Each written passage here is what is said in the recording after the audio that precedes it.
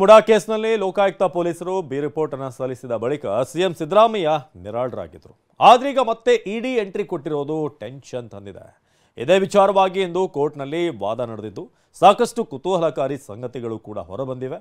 ಈ ಬಗ್ಗೆ ಒಂದು ರಿಪೋರ್ಟ್ ಇದೆ, ಬನ್ನಿ ನೋಡೋಣ.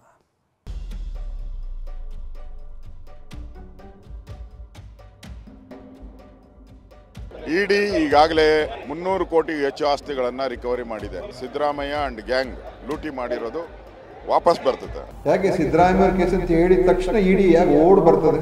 ಇಲ್ಲೇ ಗೊತ್ತಾಗುತ್ತೆ ಇಡಿ ಏನು ಅಂತ.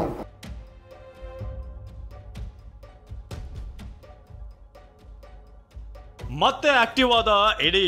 ಸಿಎಂ ಸಿದ್ದರಾಮಯ್ಯಗೆ ಮುಡಾ ಟೆನ್ಷನ್. ಇಡಿ ಸಲ್ಲಿಸಿದ ಅರ್ಜಿಯಲ್ಲಿ ಕುತೂಹಲಕಾರಿ ಅಂಶಗಳ ಬಗ್ಗೆ ಉಲ್ಲೇಖ. ಮುಡಾದಿಂದ ಅಕ್ರಮ ಸೈಟ್ ಹಂಚಿಕೆ ಪ್ರಕರಣದಲ್ಲಿ ಇಡಿ ಮತ್ತೆ ಕಾರ್ಯಾಚರಣೆ ಆರಂಭಿಸಿದೆ.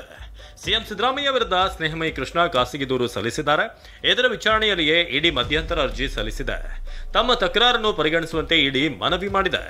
ಮುಡಾ ಹಗರಣದ ತನಿಖೆ ನಡೆಸಿರುವಂತಹ ಇಡಿ ಲೋಕಾಯುಕ್ತ ಪೊಲೀಸರೊಂದಿಗೆ ಹಲವು ಅಂಶಗಳನ್ನು ಹಂಚಿಕೊಂಡಿದೆ. ಆದರೆ ಅವುಗಳನ್ನು ಪರಿಗಣಿಸದೆ ಲೋಕಾಯುಕ್ತ ಪೊಲೀಸರು ಆರೋಪ ಸಾಬೀತಾಗಿಲ್ಲವೆಂದು ಬಿ ರಿಪೋರ್ಟ್ ಸಲ್ಲಿಸಿದ್ದಾರೆಂದು ಅರ್ಜಿಯಲ್ಲಿ ತಿಳಿಸಿದೆ.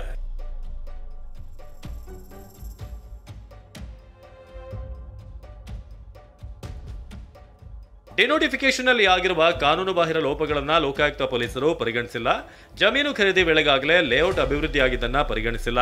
ಉಪಗ್ರಹ ಚಿತ್ರ ನೋಡಿದ್ರೆ 2001, 2002, 2003 ಲೇಔಟ್ ಅಭಿವೃದ್ಧಿಯಾಗಿದೆ. ಸಿಎಂ ಬಾಮೈದ ಜಮೀನು ನೋಡಲು ಹೋಗಿದ್ದರೆ ಮುಡಾ ರಸ್ತೆಯಲ್ಲೇ ಹೋಗಿರಬೇಕು. ಹೀಗಾಗಿ ಬಡಾವಣೆ ಅಭಿವೃದ್ಧಿ ಗೊತ್ತಿಲ್ಲವೆಂಬುದನ್ನು ನಂಬಲಾಗುವುದಿಲ್ಲ. ಮುಡಾ ಲೇಔಟ್ಗೆ ಯಾವುದೇ ಆಕ್ಷೇಪಣೆಯನ್ನು ಕೂಡ ಆಗ ಅವರು ಸಲ್ಲಿಸಿರಲಿಲ್ಲ. ಭೂ ಪರಿವರ್ತನೆಯಲ್ಲೂ ಕಂದಾಯ ಅಧಿಕಾರಿಗಳು ಲೋಪ ಎಸಗಿದ್ದಾರೆ. 2010 ದಾನ ನೀಡಿದರೂ ಕೂಡ ಪಾರ್ವತಿ 2014 ಸುಮ್ಮನಿದ್ರು. 2014 ಪರಿಹಾರ ಕೇಳದೇ ಇರುವುದನ್ನ ಲೋಕಾಯುಕ್ತ ಪೊಲೀಸರು ಪರಿಗಣಿಸಿಲ್ಲ. ಸಿದ್ದರಾಮಯ್ಯ ಆಪ್ತನ ಪ್ರಭಾವ ಬಳಕೆಯಾಗಿರುವುದು ಇಡಿ ತನಿಖೆಯಲ್ಲಿ ಪತ್ತೆ. ಈ ಅಂಶವನ್ನ ಲೋಕಾಯುಕ್ತ ಪೊಲೀಸರಿಗೆ ತಿಳಿಸಿದರೂ ಕೂಡ ಅವರು ಪರಿಗಣಿಸಿಲ್ಲ.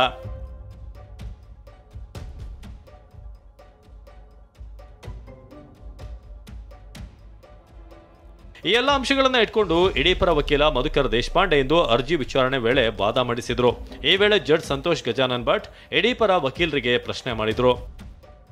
ಸರಿಯೋ ಅಲ್ವೋ, ಈಗಾಗಲೇ ಲೋಕಾಯುಕ್ತ ಪೊಲೀಸರು ಬಿ ರಿಪೋರ್ಟ್ ಸಲ್ಲಿಸಿದ್ದಾರೆ. ಹೀಗಾಗಿ ಅನುಸೂಚಿತ ಅಪರಾಧವಿಲ್ಲವೆಂದಾದ ಬಳಿಕ ಇಡಿಗೆ ಅರ್ಜಿ ಸಲ್ಲಿಸುವ ಅಧಿಕಾರವಿದೆಯೇ? ಮೊದಲು ಇಡಿ ಅರ್ಜಿ ವಿಚಾರಣೆಗೆ ಯೋಗ್ಯವೇ ಎಂಬ ಬಗ್ಗೆ ವಾದ ಮಂಡಿಸಿ ಹೀಗೆಂದು ಪ್ರಶ್ನೆ ಮಾಡಿದ್ರು. ಬಳಿಕ ಲೋಕಾಯುಕ್ತ ಪರ ವಕೀಲರು ಸ್ಪಷ್ಟನೆ ನೀಡುವಂತೆ ಸೂಚಿಸಿ ಏಪ್ರಿಲ್ 8ಕ್ಕೆ ವಿಚಾರಣೆ ಮುಂದೂಡಿದೆ. ಈ ಮಧ್ಯೆ ಇಡಿ ತನಿಖೆ ಬಗ್ಗೆ ಪ್ರತಿಕ್ರಿಯೆ ನೀಡಿರುವ ವಿಪಕ್ಷ ನಾಯಕ ಆರ್ ಅಶೋಕ್, ಇಡಿ ತನಿಖೆ ಮಾಡಿದ್ರೆ ಸಿದ್ದರಾಮಯ್ಯ ಗ್ಯಾಂಗ್ ಲೂಟಿ ಮಾಡಿರುವ ಹಣ ವಾಪಸ್ ಬರುತ್ತೆ ಎಂದಿದ್ದಾರೆ. ಇನ್ನು ಸಚಿವ ದಿನೇಶ್ ಗುಂಡೂರಾವ್ ಮಾತನಾಡಿ, ಸಿದ್ದರಾಮಯ್ಯ ಪ್ರಕರಣ ಅಂದ್ರೆ ಇಡಿ ಓಡಿ ಬರುತ್ತೆ, ಬೇರೆ ಕೇಸ್ಗಳಲ್ಲಿ ಹೀಗೆ ಮಾಡಲ್ಲ ಯಾಕೆ ಅಂತ ಪ್ರಶ್ನೆ ಮಾಡಿದ್ರು. ಇಡಿ ಈಗಾಗಲೇ 300 ಕೋಟಿಗೂ ಹೆಚ್ಚು ಆಸ್ತಿಗಳನ್ನು ರಿಕವರಿ ಮಾಡಿದೆ. ಇಡಿ ಮತ್ತೆ ತನಿಖೆ ಮಾಡಿದ್ರೆ ಸಾವಿರಾರು ಕೋಟಿ ಹಣ ಸರ್ಕಾರದ ಖಜಾನೆಗೆ ಬರ್ತದೆ. ಸಿದ್ದರಾಮಯ್ಯ ಅಂಡ್ ಗ್ಯಾಂಗ್ ಲೂಟಿ ಮಾಡಿರೋದು ವಾಪಸ್ ಬರ್ತದೆ. ಯಾಕೆ ಸಿದ್ದರಾಮಯ್ಯ ಕೇಸ್ ಅಂತ ಹೇಳಿದ ತಕ್ಷಣ ಇಡಿ ಯಾಕೆ ಓಡ್ ಬರ್ತದೆ? ಇಲ್ಲೇ ಗೊತ್ತಾಗುತ್ತೆ ಇಡಿ ಏನು ಅಂತ. ಇಡಿ ಅದೊಂದು ರಾಜಕೀಯದ ಅಸ್ತ್ರ. ಅದು ಒಟ್ಟಾರೆ ಸಿಎಂ ಸಿದ್ದರಾಮಯ್ಯಗೆ ಇಡಿ ತನಿಖೆಯ ಟೆನ್ಷನ್ ಶುರುವಾಗಿದೆ. ಏಪ್ರಿಲ್ 8ರಂದು ನಡೆಯುವಂತಹ ಕೋರ್ಟ್ ವಿಚಾರಣೆಯಲ್ಲಿ ಮುಂದಿನ ಭವಿಷ್ಯ ನಿರ್ಧಾರವಾಗಲಿದೆ. ರಮೇಶ್, TV9 ಬೆಂಗಳೂರು.